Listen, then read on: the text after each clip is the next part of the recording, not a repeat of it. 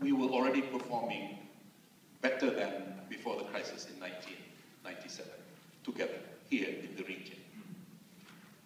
2008 came, Cyclone Nargis. That was a natural disaster that was testing the will, the ability, the resiliency of the entire ASEAN region. 1997, we lost credibility. 2008, we were being challenged, prove yourself, whether you are a resilient organization that could pull all this expertise from around the world and address that problem.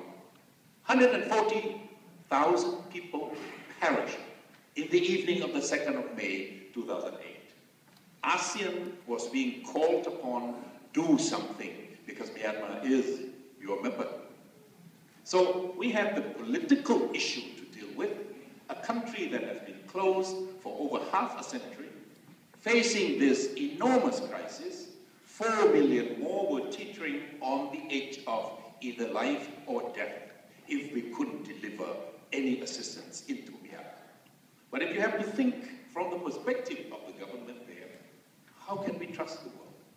We have been isolated for so long, we have been sanctioned, we have been pressured for so long. This is an opportunity that the world would come in, and we may lose the control of everything that we've been trying to build on. So from the perspective there, it was pretty much a skeptical attitude to the entire international community. So the first thing that we had to build within ASEAN was to convince Myanmar that this gap of trust, of confidence, you must try and let us help. Either you do it yourself, or you and ASEAN together, or you and ASEAN and the international community together. And that's how we devise the mechanism of the tripartite core group, led by Myanmar themselves, supported by ASEAN and the UN. The pledging conference for this very crisis was called ASEAN UN Pledging Conference in Yangon on the 20th of June, I believe, or was it a month later? But the UN people were not quite happy to have the UN after ASEAN. But because of the sensitivity of the issue, you conceded, we took the leadership, and we worked with our regional friends here to deliver that assistance into Myanmar. So the first thing was to read that political fragility, to that political sensitivity, how to engineer a structure that would open up and would build trust and would bridge that gap. I remember Mr. Kouchner just becoming the foreign minister of France. And France had 3 ships floating outside of Yangon in the international waters still. Bernard Kouchner said this is a clear case of responsibility to protect. With or without your permission, we will go in.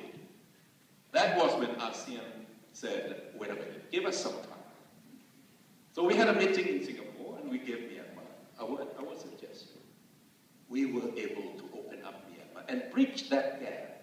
We were able to convince Myanmar that the world is not that all hostile. The world could relieve all the pressure. I remember Don Sumawea here. Myanmar had an issue on forced labor with the ILO, but you were caring enough to say, okay, we'll give you a relief. Let us get on saving the 4 million lives. And that's what we did. The world came to Yangon, and the world, all these years, tried to avoid Yangon. Political will, political gap, political sensitivity had to be analyzed and understood very, very quickly so that you could bring in the assistance. Now, the technical expertise of all the things that ASEAN have done, the natural crisis, natural disasters have not been our strong point. We wish that we would have it. So we had to look around and we identified entities, institutions, had this expertise collected in their own mission, in their own responsibilities in the past. Definitely ESCAP, definitely the World Bank, definitely many other foreign development or international development agencies. We mobilize their expertise and give them the space, give them the opportunity to help us. So mobilize the technical expertise is extremely important. And what the General Nadim said about disaster risk reduction is extremely important point in building resiliency. You would risk and loss less, and your people will suffer less if you are more ready to face any disasters coming your way. The same magnitude of cyclone hit Bangladesh, but only 2,400 lost their lives. A smaller scale, Cyclone Nargis, brought 140,000 loss of lives, plus all other properties. So disaster risk reduction is something that we learn very quickly. The UN came to help us, the ESCAP came to help us, and other leading agencies came and pooled their expertise together. Let ASEAN do the job, let ASEAN take the lead. Because of the fragility of the situation, we will fall, we will deliver. We did. And then finally, the mobilization of resources. Together, we mobilized about $1 billion for Myanmar in 2 years that we were there. 150 billion was raised here, not billion. 150 million was raised here, Madam Secretary, in this room. So, I think we told the world that this is your opportunity to help Myanmar, to help ASEAN to recover from our own crisis of confidence because of that financial crisis in 1997. And if we do it right, we might have the opportunity to help Myanmar bridge that gap of confidence with the international community. Now, you and I are hearing that because of the engagement of ASEAN in Cyclone Nargis, saving those 4 million lives, that has led Myanmar to the elections in November 2010, the by-election in April 2011 last year, and since then, the place has been integrated into the international community. Every crisis has that opportunity, has that precious opportunity that we cannot afford to miss, but every crisis is different from others.